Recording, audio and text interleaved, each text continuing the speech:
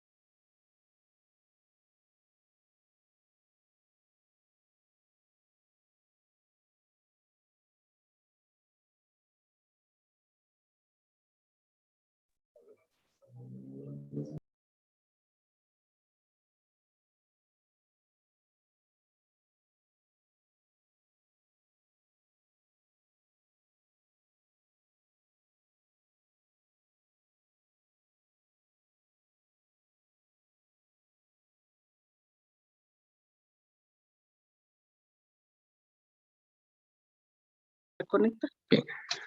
Únicamente, si me permiten, un minuto, compañeros, solo estamos aquí componiendo el tema del internet porque tuvimos una falla. En un minuto continuamos con la clase. Claro, licenciado, gracias.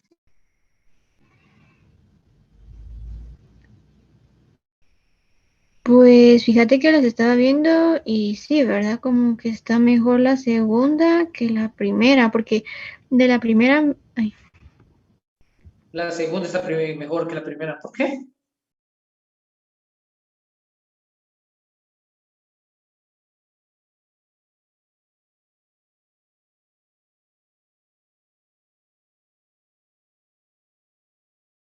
En el colegio está mejor la primera.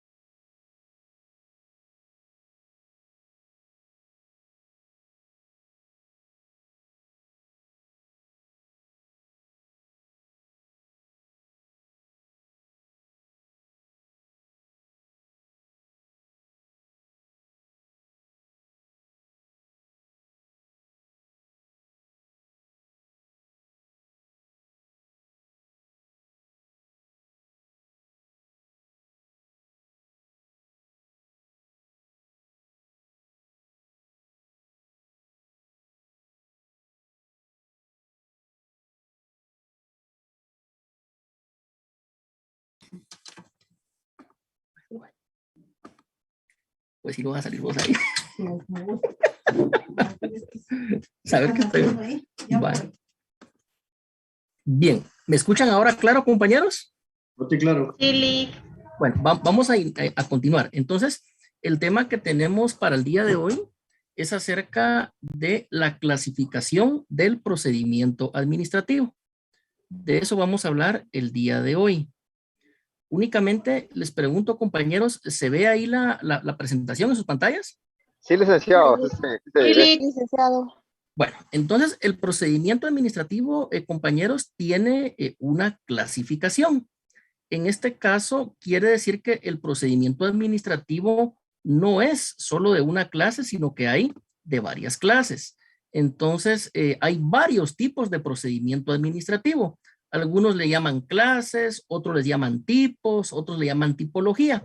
Pero para efecto de nuestro programa de estudio, estamos diciendo que el procedimiento administrativo tiene una clasificación. La primer subdivisión que tenemos, compañeros, es la subdivisión en procedimientos ordinarios y procedimientos especiales. Acá nos vamos a detener algunos minutos.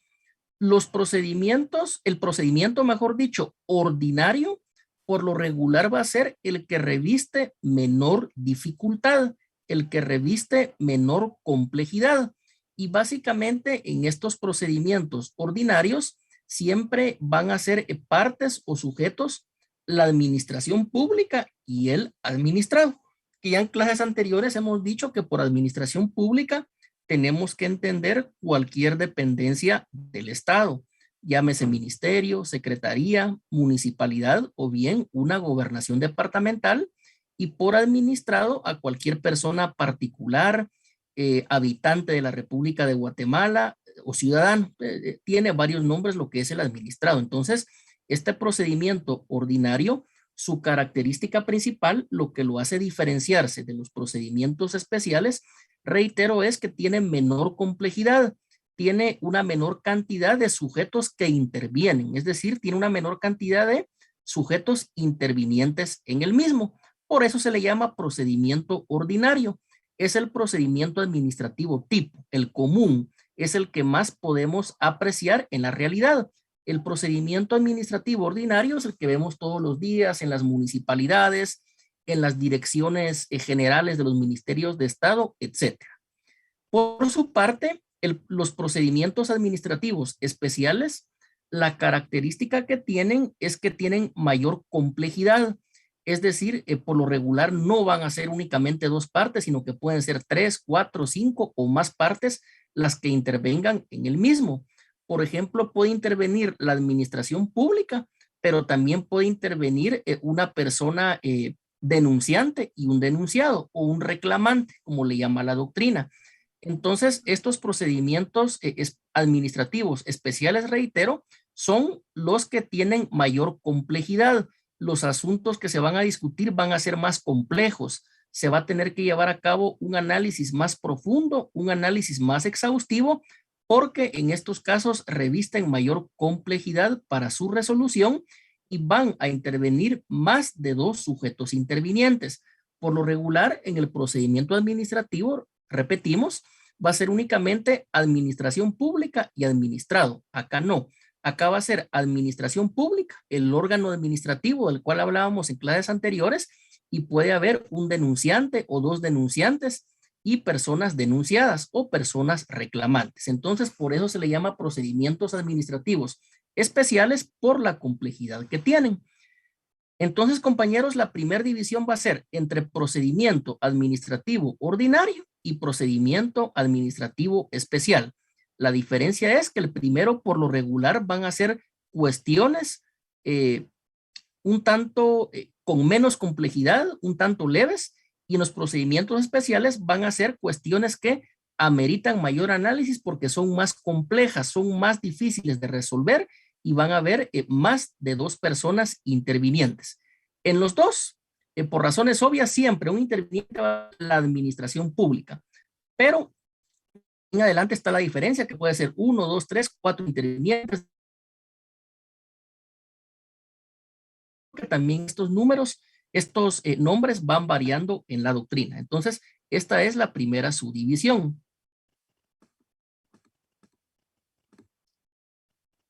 Ya entrando de lleno en lo que es los procedimientos administrativos, estos procedimientos, compañeros, ordinarios administrativos, también tienen una subdivisión, que es la que vamos a ver a continuación.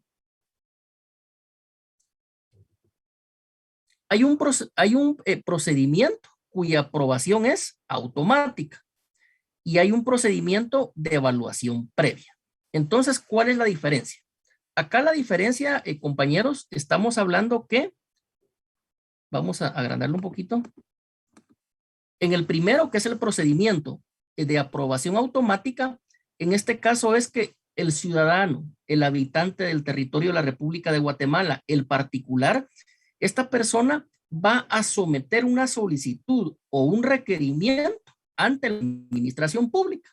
Y la administración pública, de manera automática, está aprobando o improbando dicha resolución. Entonces, por eso hablamos que es de aprobación automática. Hay una aprobación instantánea, sin mayor tramitación, sin formar un expediente voluminoso, sin pedirle al particular mayor documentación. Esto va a ser automático, es decir, se aprueba o sin prueba. Algunos ejemplos sencillos que podemos poner, reitero, estos únicamente son ejemplos sencillos, ya más adelante vamos a ver ya las leyes especiales, cada procedimiento de cada ley administrativa nacional. Podría ser en este caso cuando una persona va a solicitar un pasaporte al Instituto Guatemalteco de Migración, según lo que se establece en la ley, el procedimiento es fácil. Si es mayor de 18 años, presenta su DPI, automáticamente tiene que hacer un trámite y en este caso el Instituto Guatemalteco de Migración concederle el pasaporte al particular. Es una aprobación automática. Si usted es ciudadano guatemalteco de origen, si usted tiene su DPI en orden vigente y usted se presenta de manera respetuosa ante lo que es el Instituto Guatemalteco de Migración, presenta usted su DPI, todavía, ¿verdad? Está esa dicotomía con el tema del boleto de ornato, ¿verdad? Pero anteriormente el boleto de ornato era obligatorio para todos los trámites. Si usted presenta esa documentación sencilla, sin mayor formalismo, sin mayor rigurismo excesivo, automáticamente Migración va a decir, bueno, yo administración pública, Instituto Guatemalteco de Administración, de Migración, apruebo extenderle a usted el pasaporte. Ciudadano, aquí está su pasaporte. Obviamente, para extender el pasaporte, le van a tomar huellas dactilares, le van a tomar una foto, etcétera, pero esto es por seguridad, para que no exista duplicidad de pasaportes y que nadie pueda utilizar un documento falsificado o un documento que le pertenece a otra persona. Cuanto más cuando son personas menores de edad, es decir, niños, niñas o adolescentes. Allí tiene que haber tiene que haber una aprobación o un consentimiento previo y expreso de los dos padres de familia, es decir, para que al menor de edad se le entregue su pasaporte. Pero reitero, son requisitos sencillos, porque aunque presenten a un bebé a Migración, si van ahí los dos padres con su respectivo DPI, su boleto de ornato, etcétera, inmediatamente va a decir Migración, se aprueba automáticamente, se le concede el pasaporte. Ya si el pasaporte no se les concede, tendrá que ser porque han violado alguna norma jurídica o no son guatemaltecos o están utilizando documentos falsificados. Por ejemplo, de ahí de Migración, en la torre de tribunales hemos visto muchos ciudadanos que lamentablemente son detenidos y consignados porque están utilizando DPIs falsificados o DPI que pertenecen a otra persona, o se trata de sacar menores de edad del territorio nacional cuando quien está dando el consentimiento no es el padre o la madre biológica, sino que es otra persona. Y hasta puede haber un problema de trata de personas. Entonces, por motivos muy calificados de seguridad nacional o de certeza jurídica, Migración se puede negar a extenderle a una persona un pasaporte. Reitero, por lo regular, cuando se presenta con documentos falsificados, los documentos no están completos, o bien cuando en el sistema aparece una orden de aprehensión en su contra, es inmediatamente consignado ante el juzgado de turno de la ciudad de Guatemala o ante el juzgado penal competente si es en algún departamento de la República de Guatemala. Pero acá lo importante, compañeros, lo que tenemos nosotros que aprender es que este procedimiento de aprobación automática es breve, es expedito, sin mayor formalismo, no se forma un expediente voluminoso. Es lo mismo que para ir a pedir DPI, que nos piden certificado de nacimiento, hasta ahí nomás. Eso es lo que nos piden, nos toman huellas, nos toman fotos, nos dan un código, pero son medidas razonables de seguridad que el Estado de Guatemala y todos los estados de la comunidad internacional han aplicado para mantener la certeza jurídica de sus ciudadanos. Pero acá lo importante es que consiste en un procedimiento de aprobación automática, es decir, de una vez se resuelve, no se forma un expediente engorroso, no requiere mayor tramitación, sino que automáticamente es la aprobación o bien, en algunos casos excepcionales, la improbación, es decir, la negativa. La segunda división, compañeros, son los procedimientos administrativos de evaluación previa. ¿A qué me refiero? Ya dijimos que en el de aprobación automática es sin mayor burocracia, es casi que de una manera automática. Usted presenta su documento de identidad y se le aprueba o se le imprueba la solicitud. Pero en el procedimiento de evaluación previa, el ciudadano, el particular, el administrado o el habitante de la República, como lo llama la Constitución Política de la República de Guatemala, lo que va a presentar va a ser una solicitud, un requerimiento o inclusive un pequeño expediente, un pequeño cúmulo de documentos. Pero acá no se le resuelve de una vez la petición.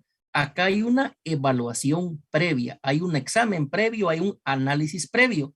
Aquí lo que va a hacer la administración pública es que previo a resolver va a evaluar que la documentación vaya en orden, que el expediente vaya formado en orden, que la solicitud del ciudadano se encuentre de conformidad con la ley, que se cumpla cada uno de los requisitos que establece una ley ordinaria o un reglamento. Un ejemplo que podríamos poner esta noche, compañeros, es la aprobación de una licencia de construcción de una casa, de una residencia formal.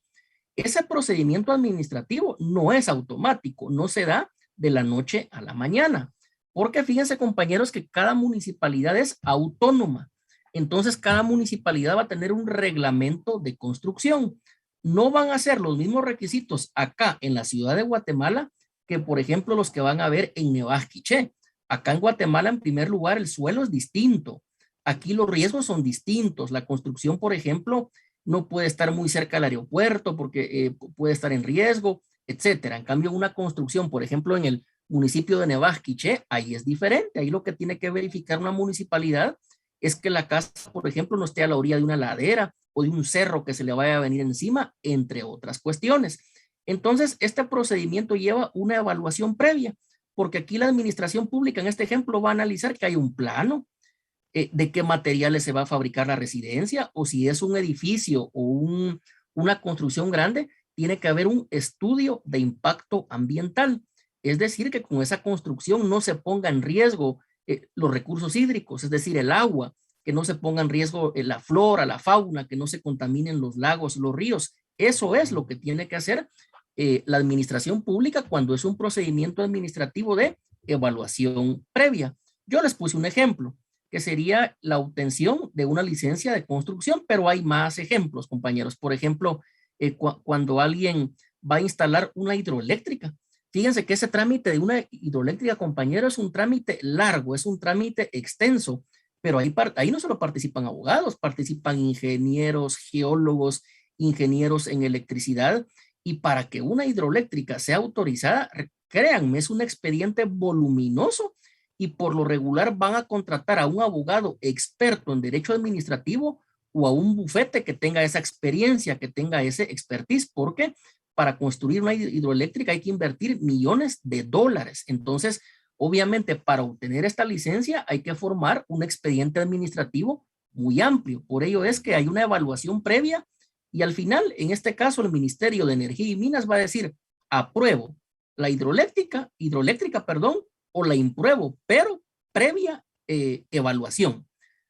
Si el particular, el ciudadano, no está conforme con la decisión, obviamente se puede ir a la vía administrativa, irse a lo contencioso administrativo e irse a un amparo, que es lo que hemos venido explicando. Pero acá lo importante es que el administrado inicia el procedimiento administrativo con una solicitud, con un requerimiento, pero hay una evaluación previa por parte de la administración pública para decir si otorga o no otorga lo solicitado.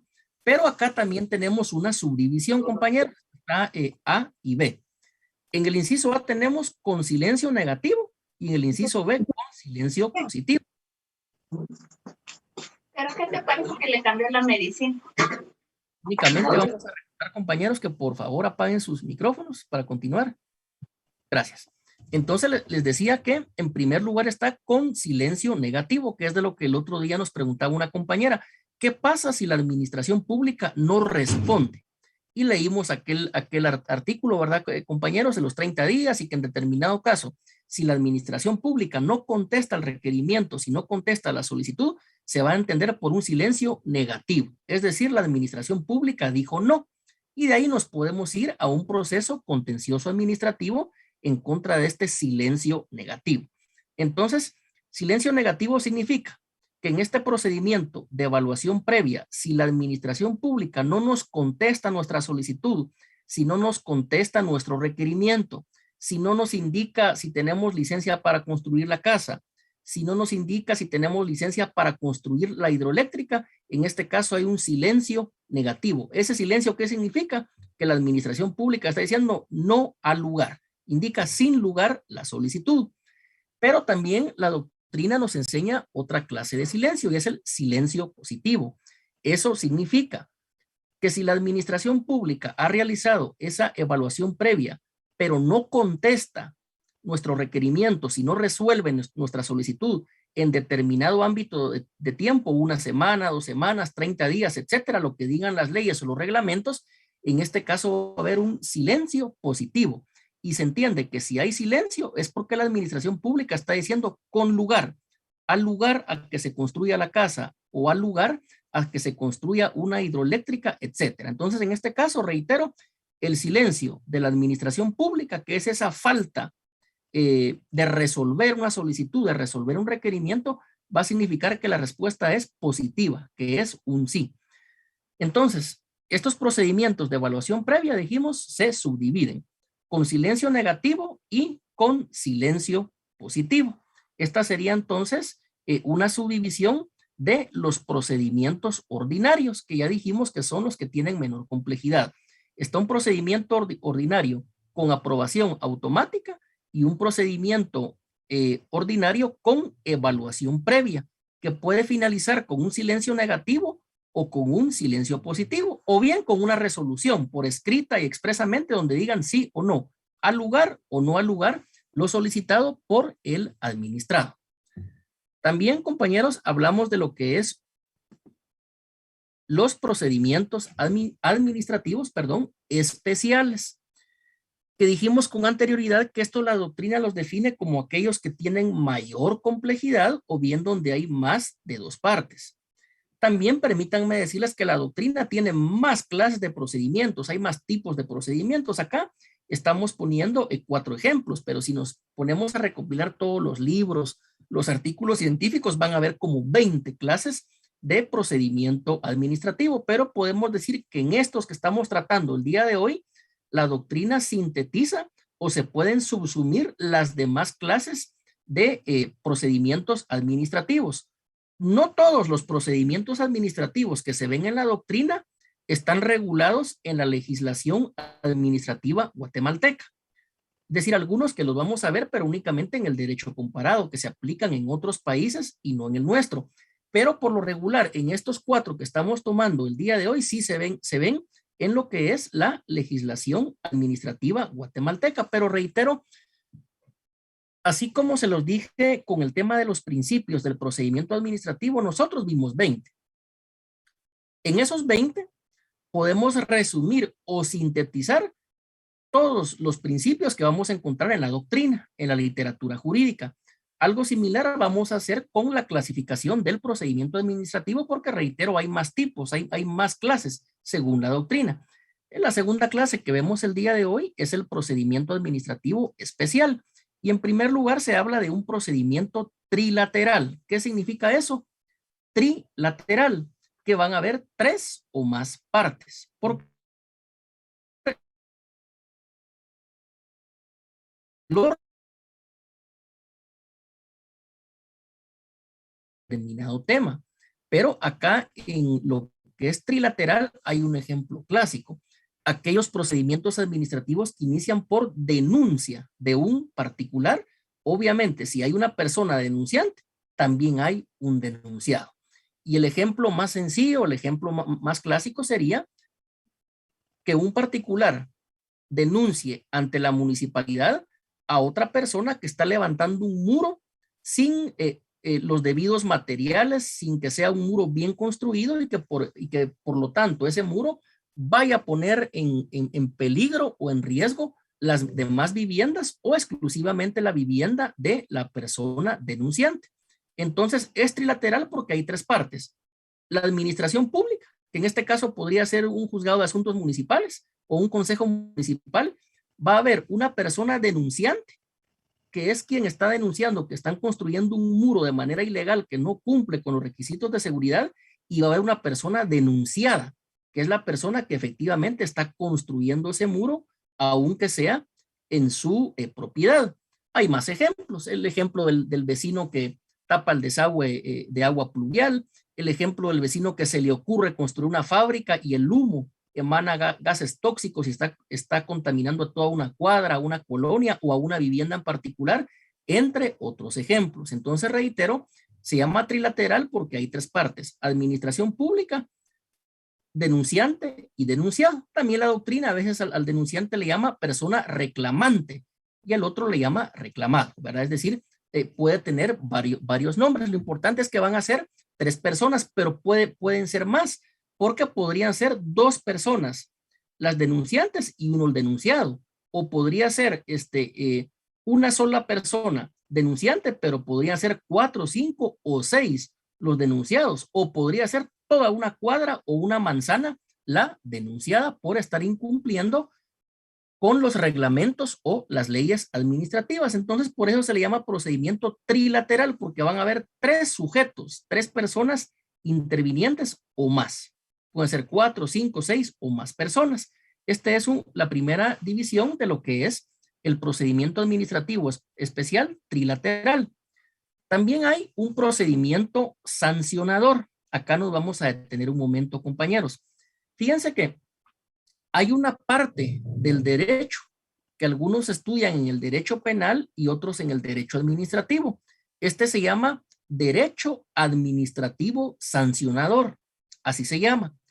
Un ejemplo de ello podría ser la ley orgánica y el reglamento de la Policía Nacional Civil, que cuando un policía ha cometido una infracción disciplinaria sin llegar a ser delito, por supuesto, en este caso el Tribunal Disciplinario de la Policía Nacional Civil va a decidir si ese policía ha cometido o no una falta administrativa. En este caso estamos aplicando el derecho administrativo sancionador. También, por ejemplo, podría haber un derecho administrativo sancionador de los maestros, ¿verdad? Ya sea que el maestro no llegó a dar clases 2 días o que llegó a un estado de ebriedad, etcétera. Este es un derecho administrativo sancionador porque va a sancionar, conductas que están violando reglamentos administrativos, circulares o leyes, pero no se está juzgando un delito, porque si una persona comete un delito, esto ya le corresponde al Ministerio Público y a un juzgado con competencia en el ramo penal. Aquí el derecho administrativo sancionador únicamente va a sancionar faltas administrativas, pero este derecho administrativo sancionador tiene un límite y es que tiene el principio de legalidad. Únicamente se puede iniciar un procedimiento administrativo sancionador en virtud que una ley así lo establezca. Si no está en ley, ese procedimiento no se puede iniciar. Y obviamente la falta administrativa también tiene que estar regulada por medio de una ley, o ya sea que la ley nos derive a lo que es un reglamento. Por ejemplo, la ley de tránsito, compañeros, en algunos casos nos deriva a lo que es el reglamento de tránsito, pero reitero, esto se llama derecho administrativo sancionador y sus principios rectores son básicamente los mismos que los del proceso penal, es decir, presunción de inocencia, principio de legalidad, etcétera. Entonces, para el caso que nos ocupa esta noche, este procedimiento administrativo especial tiene esta subdivisión, que es el procedimiento sancionador. Es decir, por medio del cual al administrado se le puede imponer una sanción. ¿Cuál va a ser esa sanción? Puede ser una multa, puede ser el cierre de un establecimiento, puede ser cancelarle una licencia, etcétera. Pero lo que se busca es, por medio de la tramitación o la sustanciación de este procedimiento administrativo, es verificar si corresponde o no corresponde la aplicación de una sanción. Entonces, reitero, procedimientos especiales tienen esta subdivisión: procedimientos trilaterales y el procedimiento sancionador, que acá pueden ser solo dos partes, administración o administrado, o pueden haber más, pero lo que lo diferencia de los demás es que el objetivo va a ser imponer una sanción a un administrado por haber cometido alguna falta o haber violado alguna norma administrativa, sin que esa violación constituya delito o falta. Entonces, esta sería la subdivisión del procedimiento administrativo. Es la subdivisión más básica porque la doctrina nos da más ejemplos.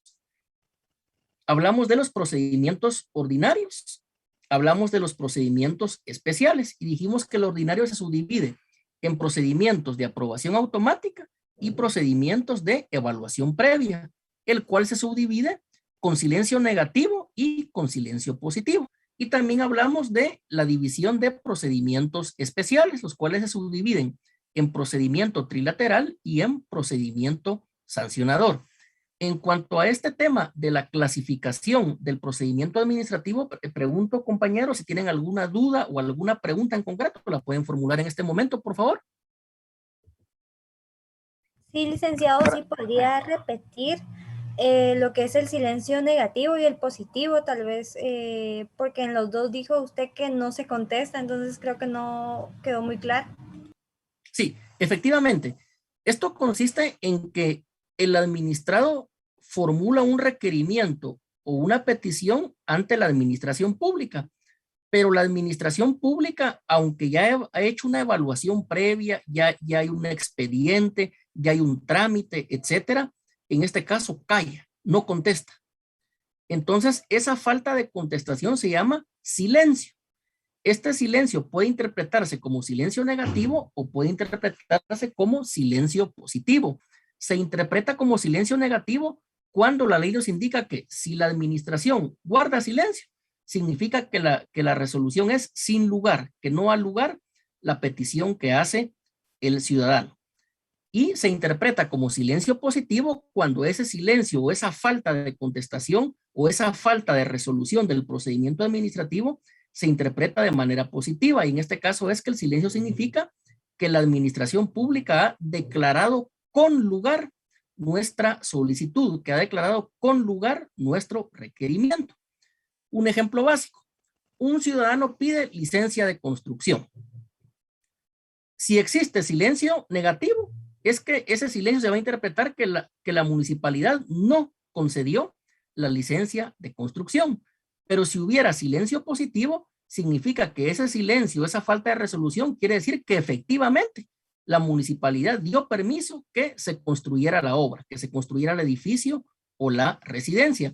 Lo importante acá es que va a ser la ley o el reglamento los que nos van a indicar de manera clara si ese silencio de la administración pública se va a interpretar en manera negativa o en manera positiva. Si es en manera negativa, reitero, quiere decir que la solicitud se ha declarado sin lugar, no se concede. Y si se interpreta de manera positiva, es que se debe de entender que la solicitud fue declarada con lugar, que sí se concede, que sí se otorga, pero esto va a ser la ley o el reglamento los que nos lo van a explicar, si el silencio se interpreta negativamente o positivamente. No sé si quedó clara ahí la respuesta. ¿Cómo hace uno para darse cuenta cuando le contestan? Si es positivo o negativo. Porque esto lo indica la ley o el reglamento de manera expresa y hay un plazo. Por ejemplo, ahí nos va a decir el reglamento o la ley: si en 15 días no le responden a usted, administrado, su solicitud, el silencio se debe interpretar negativamente. O la ley o el reglamento van a decir que si no se contesta esa solicitud en 15 días por parte de la administración pública, el silencio se va a interpretar de manera positiva. Es decir que la autoridad, la administración pública nos está concediendo el permiso, nos está concediendo una autorización o que está declarando con lugar nuestra solicitud. Pero reitero, esto siempre lo va a indicar la ley o el reglamento y va a dar un plazo. Puede ser 15 días, puede ser un mes, etcétera. Esto lo vamos a estudiar más adelante en cada institución. ¿Se captó ahí la respuesta? Licenciado, buenas noches. Con Buenas respecto noches. a lo que usted está mencionando acerca del silencio positivo, ¿necesariamente la administración pública por medio de una resolución lo hace o no utiliza ningún medio, tal como usted lo está explicando, que da a entender que no notifica nada? Entonces esa es una de mis dudas. Sí, cuando hay silencio administrativo, ya sea que se entienda de manera negativa o positiva, no hay ninguna resolución, no hay ninguna notificación, porque reitero, silencio significa que la administración pública, no obstante que hubo una evaluación previa, que hubo un trámite, que se formó un expediente, pero no responde nada. No hay resolución y obviamente si no hay resolución tampoco hay notificación. Esa falta de resolución o falta de notificación, eso es el silencio administrativo propiamente dicho. Licenciado, buenas noches. Adelante. Usted podría mencionar algunos otros ejemplos del silencio positivo. Creo que aquí la mayoría tenemos ese tipo de dificultad en el captar. Ya sabemos que el interpretar es el silencio.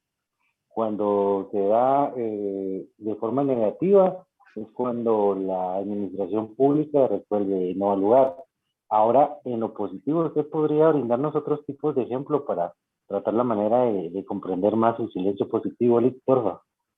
Sí, lo que sucede es, como lo dijimos anteriormente, estos ejemplos son de la doctrina, pero no todo lo que nos dice la doctrina se aplica en Guatemala. En Guatemala básicamente lo que se aplica es el silencio negativo, que si la administración pública no responde, es decir, si no hay una resolución, si no hay una notificación, como decía la compañera anteriormente, se entiende como un silencio negativo. Es que la solicitud fue declarada sin lugar y ahí el administrado puede iniciar la vía, por ejemplo, del proceso contencioso administrativo o la vía del amparo posteriormente. Pero el silencio positivo, esto básicamente lo entendemos en la doctrina. Yo les puse un par de ejemplos, pero realmente el silencio administrativo positivo en Guatemala prácticamente no se da, no lo contiene la legislación o los reglamentos, por lo menos los recientes, los más contemporáneos. Bien, ¿alguna otra pregunta? Licenciado, perdone, ¿qué relación tiene esto con la eficaz aplicación y la efectividad del texto constitucional? Sí, mucha, porque recordemos, leímos el artículo, me parece que fue el 28 en la clase anterior, donde la administración pública tiene un plazo para resolver y un plazo para notificar. Entonces, de lo que se trata es que el derecho administrativo haga realidad esos postulados que están contenidos en la Constitución Política de la República de Guatemala.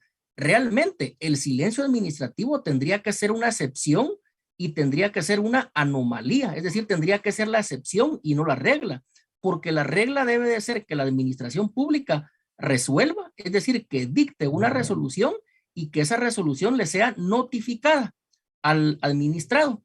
Y ya cuando él esté notificado, le va a poder iniciar acciones legales si a él no le favorece la resolución, es decir, si le causa un agravio. Pero reitero, el silencio administrativo, no obstante que lo regula la doctrina, lo regulan algunas leyes, pero tendría que ser excepcional, porque la regla general, ya lo vimos en los principios, es que este procedimiento administrativo sea lo más breve posible, que sea rápido, que haya celeridad y que por medio de esa celeridad se le diga al administrado al lugar o no al lugar su petición. Ya de ahí en adelante el administrado puede hacer uso de los recursos legales del proceso contencioso administrativo o inclusive del amparo. Pero reitero, lamentablemente todavía hay cierta legislación que regula este silencio, sobre todo el negativo, cuando lo normal tendría que ser que todo procedimiento administrativo iniciado, toda solicitud, toda petición que le sea hecha a la autoridad administrativa sea resuelta y sea notificada en un tiempo breve. ¿Alguna otra pregunta? Sí, perdón, solo con relación a esto, quisiera ver cuál es la similitud o bien la diferencia entre el silencio negativo y la omisión legislativa. Sí, es que ese tema es complejo porque el silencio negativo se va a dar únicamente durante la tramitación de un procedimiento administrativo.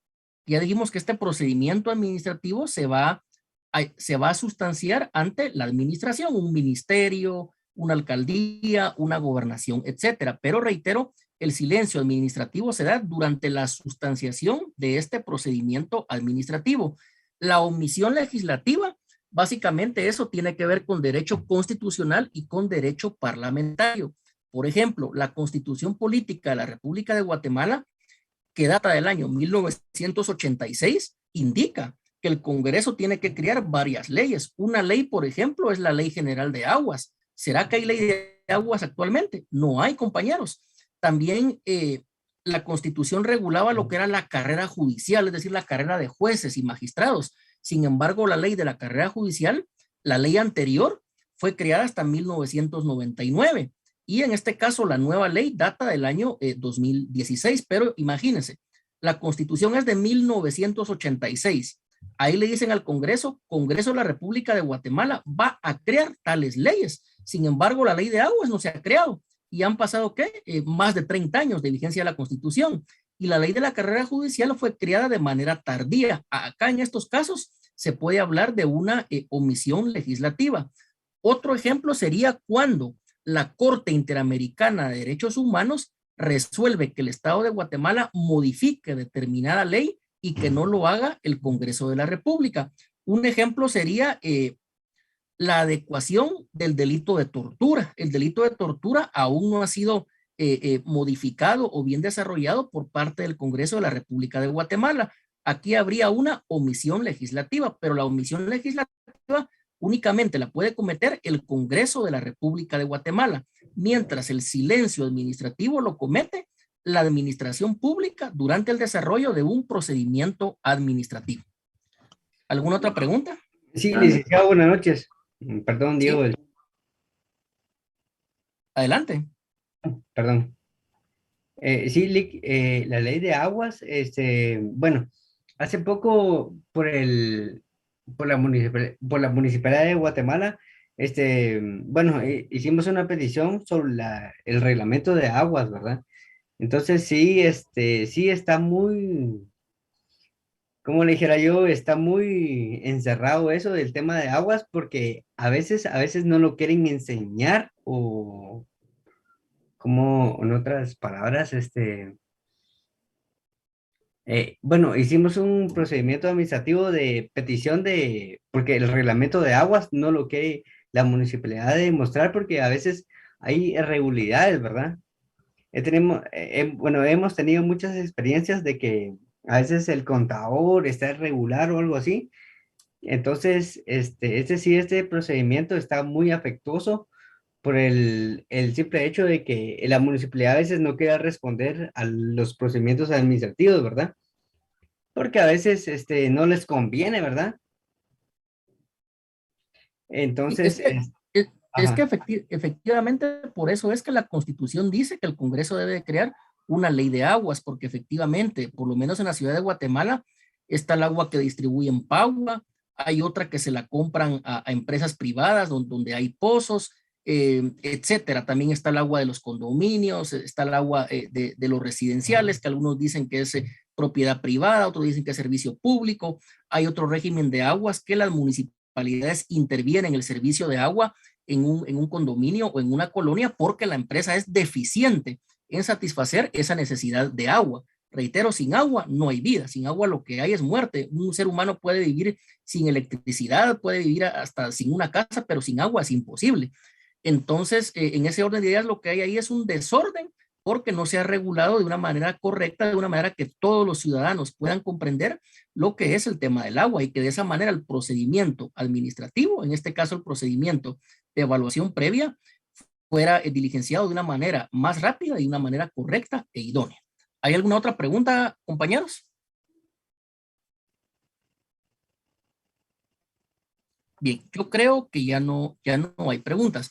Entonces, esto es en cuanto a la clasificación del procedimiento administrativo.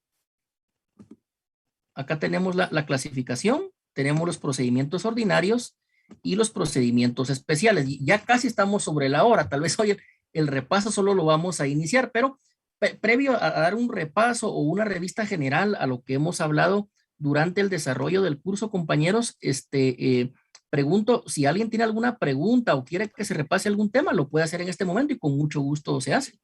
Sí, buenas noches. Buenas noches. Solo con una, no sé si es para o confirmar algo. Yo puedo tomar el silencio positivo cuando yo inicio lo que decía lo de la licencia de construcción. Inicio el procedimiento para solicitar la licencia y digamos que la municipalidad viene y hace la evaluación. Y después de eso no me responde y yo ya tengo eso de iniciar mi construcción.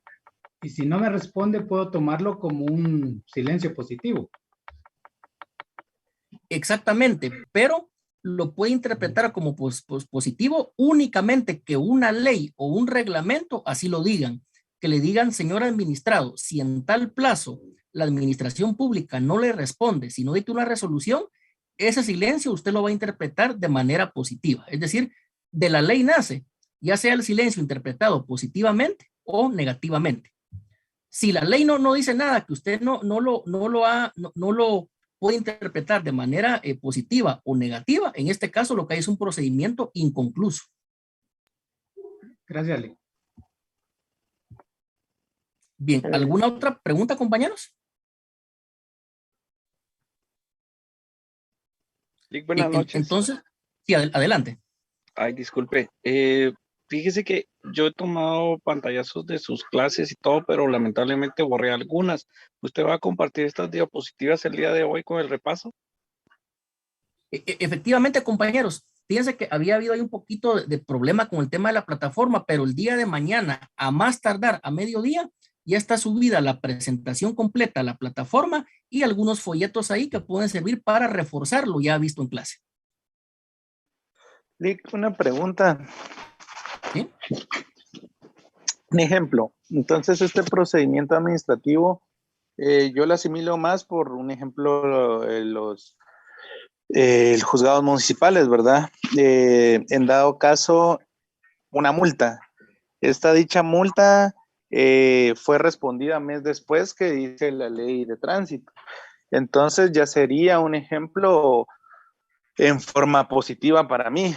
Y la plantearía un ejemplo en los juzgados de paz, ¿verdad? De los procesos administrativos, de lo contencioso administrativo, mejor dicho, para que se inicie la iniciación de la demanda. No, compañero, no es así. En este caso, el silencio administrativo únicamente es cuando el particular ha hecho una petición a la administración pública. Si el particular no hace una petición, si el particular no hace un procedimiento, si el particular no pide que se inicie un procedimiento administrativo, no puede haber silencio administrativo. El tema de las multas de tránsito es totalmente distinto. Eso es como parte de la ley y el reglamento de tránsito. Y en este caso, yo sí, eso sí es cierto. Lo que sucede es que cuando no es un policía municipal de tránsito el que nos pone, como se dice vulgarmente, la remisión y nos notifica, es con el tema de las cámaras, que en realidad con las cámaras no nos notifica a nadie. Hasta que hay un retén o hasta que uno quiere sacar su calcomanía, ahí le aparece una multa que por medio de la fotografía de una cámara es que nos la están imponiendo. Eso es bastante discutible, pero eso sí es objeto de otra clase, en este caso de derecho de tránsito, ¿verdad? Ah, ya. Sí, pensé que era del tránsito, era casi igual de lo administrativo.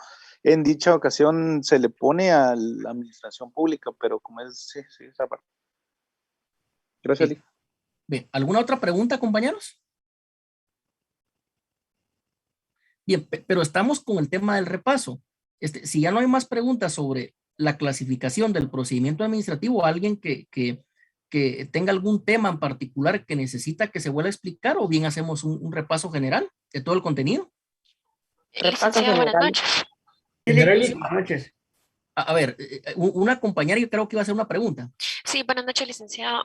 Tengo una duda. Bueno, no una duda, sino si usted fuera tan amable de reforzarnos la diferencia entre un proceso administrativo y un procedimiento administrativo, por favor. Va. Bien, entonces yo creo que va ganando la ponencia que hagamos un repaso general. Obviamente hoy no va a dar tiempo, ¿verdad, compañeros? Pero por lo menos lo vamos a iniciar. Vamos a correr aquí toda la presentación para que ustedes puedan ir captando. Bueno, nuestro primer tema es el procedimiento administrativo. Y seguidamente nosotros empezamos a hablar de lo que es el derecho procesal administrativo. Y en este caso, recuerden, compañeros, que dijimos que en este caso tiene un objeto y una finalidad, y que en este caso es la protección de los administrados frente a la administración pública. Este concepto no se nos tiene que olvidar, porque básicamente derecho administrativo 1, 2, derecho procesal administrativo, lo que ustedes puedan leer, estudiar en la doctrina, tenemos que ver que la finalidad última o el objeto último, en este caso, del derecho procesal administrativo es proteger al ciudadano, proteger a esa persona que se le denomina administrado, habitante del territorio de la República de Guatemala, particular, persona, ser humano, etcétera. Protegerlo en contra de los abusos o las ilegalidades de la administración pública. Entonces, ¿para qué estudiamos derecho administrativo, compañeros? Para defender al administrado. Porque recordemos que la administración pública tiene todo el poder del Estado, tiene sus agencias de policía, tiene sus oficinas, tiene todo el poder coercitivo. Entonces, el derecho procesal administrativo es un límite que tiene la administración pública. Y entonces, por medio de este límite es que se protegen los derechos o las garantías de todos los administrados frente a la administración pública. Básicamente, derecho procesal administrativo, compañeros, va a ser eso: administrado por un lado y por otro lado, administración pública.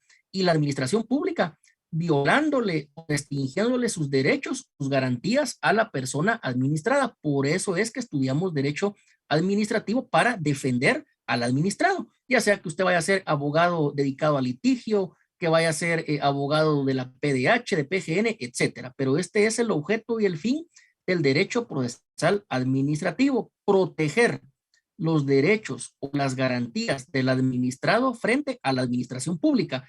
Este es el concepto amplio, es el concepto filosófico, es la finalidad, es la teleología del derecho procesal administrativo: la protección de los administrados frente a la administración pública.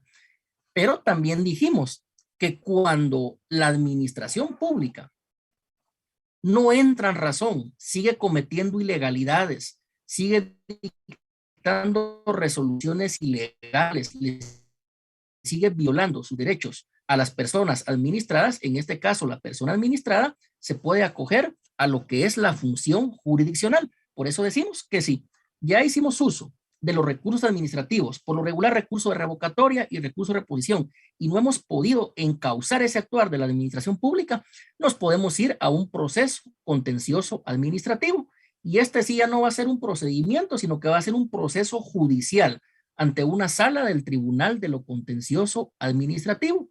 Y si tampoco ahí se puede, nos podemos ir todavía más arriba a lo que es una acción constitucional de amparo que eventualmente puede terminar en la Corte de Constitucionalidad. Entonces, muy importante, objeto y fin del derecho procesal administrativo es la protección de los derechos de la persona administrada frente a la administración pública.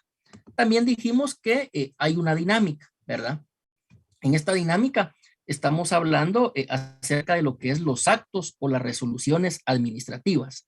Es decir, ese acto o esa resolución puede ser, por ejemplo, que la municipalidad no nos otorgue la licencia de conducir, que la municipalidad nos imponga una multa, que la municipalidad nos ordene botar un muro, etcétera, que el Ministerio de Energía nos diga que no podemos construir una hidroeléctrica. Estos van a ser actos o resoluciones administrativas, ¿verdad? Una resolución administrativa también dijimos que debe ser fundamentada o fundada. La administración pública tiene que explicar los motivos por los cuales otorgó o no otorgó la autorización en el caso que estamos estudiando.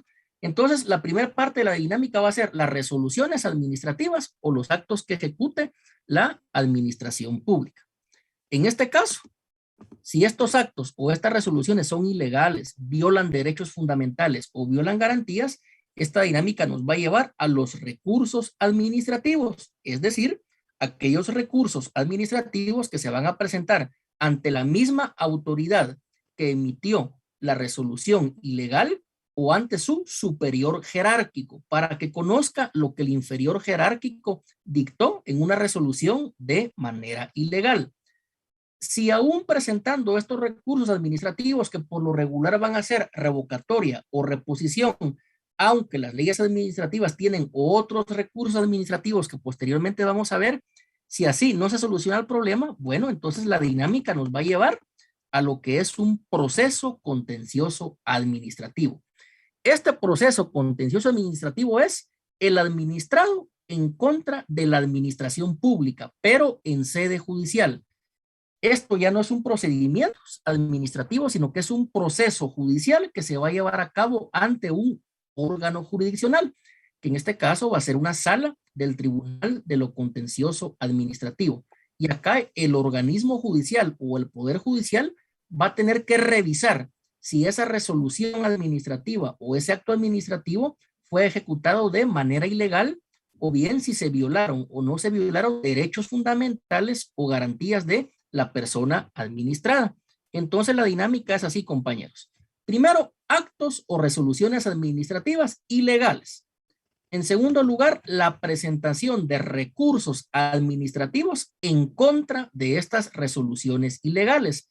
Pero si se confirma la resolución ilegal, si se mantiene, pues podemos ir al proceso contencioso administrativo, que aquí va a ser el Poder Judicial el que va a analizar, el que va a evaluar si esa resolución o ese acto administrativo es ilegal y por medio del mismo se violan los derechos o las garantías que la ley y la Constitución Nacional garantizan a todo ciudadano del territorio de la República de Guatemala. Entonces, acá vimos, en primer lugar, el objeto y la finalidad del derecho procesal administrativo. Y en segundo lugar, vimos cuál es la dinámica de ese derecho procesal administrativo. Por eso es que nosotros, el primer tema de estudio es el procedimiento administrativo, porque fíjense, compañeros, que ese procedimiento administrativo termina con lo que tenemos aquí en la pantalla, con un acto o con una resolución administrativa. Eso como primer punto. Continuamos. Seguidamente ya hablamos de las diferencias entre lo que es el proceso y el procedimiento administrativo. Y nosotros dijimos que hay una definición amplia de lo que es el proceso, porque se habla de un proceso administrativo, uno judicial y uno legislativo. El administrativo es el que se va a ventilar ante la administración pública, secretarías, ministerios, gobernaciones, municipalidades, etc. El proceso judicial va a ser ante el organismo judicial, juzgados, salas de apelaciones o ante la Corte Suprema de Justicia. Y también hay un proceso legislativo, que es por el que se conoce en el Congreso de la República de Guatemala y por medio del cual el Congreso de la República de Guatemala va a crear o modificar leyes. Entonces, esto es de manera amplia. Seguidamente también vimos lo que son las diferencias. En este caso vimos acá, compañeros, la primer diferencia. Aquí dijimos que cuando hablamos de procedimiento administrativo no podemos hablar de una sucesión de actos, puesto que el acto es solo uno y es la finalidad del procedimiento. Entonces, esa es una primera diferencia, que el proceso en general sí es una serie de varios actos, es una concatenación de varias fases, mientras que en este caso el procedimiento administrativo es un trámite que nos va a llevar a que la administración pública dicte una resolución o ejecute un acto. Y dimos también una definición preliminar de lo que es el acto administrativo, que dijimos que es la declaración unilateral y concreta de voluntad del órgano administrativo y que ésta produce efectos jurídicos. Esa declaración unilateral de voluntad, por ejemplo, puede ser si yo, Municipalidad de Guatemala, doy permiso para que se construya el edificio. O puedo decir yo, Municipalidad de Guatemala, no doy permiso para que se construya el edificio. Esto va a ser la declaración unilateral y concreta de voluntad de la administración pública. Más adelante, también vimos lo que es un concepto restringido de proceso. Y aquí estamos hablando que el proceso se estudia de una manera especializada. Y estamos también aquí hablando ya de lo que es un proceso judicial, sea contencioso o no. Y dijimos, compañeros, que de una manera restringida hay una diferencia entre lo que es el proceso y lo que es el procedimiento. Porque el proceso de manera restringida va a ser el proceso judicial, el que se va a ventilar ante un juzgado o ante un tribunal. Por ejemplo, un proceso penal, ¿verdad? Que empieza con una audiencia de primera declaración y puede terminar en un debate oral y público. Un proceso del ramo de familia, por ejemplo, puede ser un proceso oral de fijación de pensión alimenticia, que inicia con una demanda y termina con el juez indicándole al padre de familia cuánto tiene que pagar en concepto de pensión alimenticia cada mes. Esto va a ser un proceso judicial. Pueden haber procesos civiles, de familia, laborales, de niñez, penales, civiles, etc. Entonces, un proceso judicial se va a ventilar ante el organismo judicial, ante el Poder Judicial, por medio de sus juzgados, salas o ante la Corte Suprema de Justicia, ya sea contencioso o no, porque dijimos que también hay unos que no son contenciosos porque son voluntarios.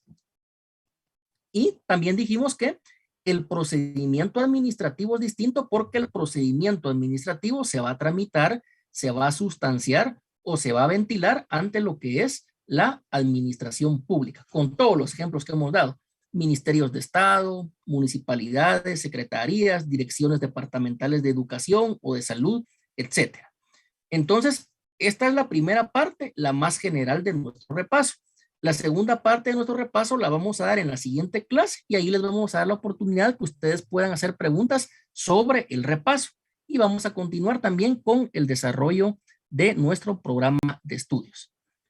Entonces, por el día de hoy, compañeros, finalizamos ahí la primera parte del repaso. En la siguiente tendrán oportunidad de formular las preguntas que estimen pertinentes. Muchas gracias, Luis. De nada. De esa manera, entonces, finalizamos, compañeros, nuestra clase del día de hoy. Les deseo una feliz noche y desde ya que el día de mañana sea productivo y exitoso para todos. Mil gracias, Alex. Feliz noche. Feliz noche. Gracias, licenciado. Buenas noches. Licenciado, Buenas noches a todos.